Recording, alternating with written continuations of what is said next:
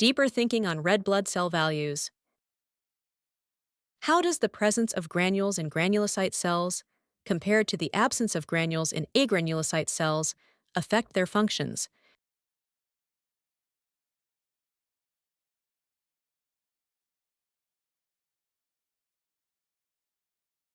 Granules in granulocytes contain chemicals and compounds that are released when foreign invaders are detected.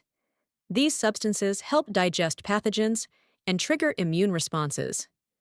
In contrast, agranulocytes lack granules and rely on processes like phagocytosis or presenting the pathogen to other immune cells for a targeted response.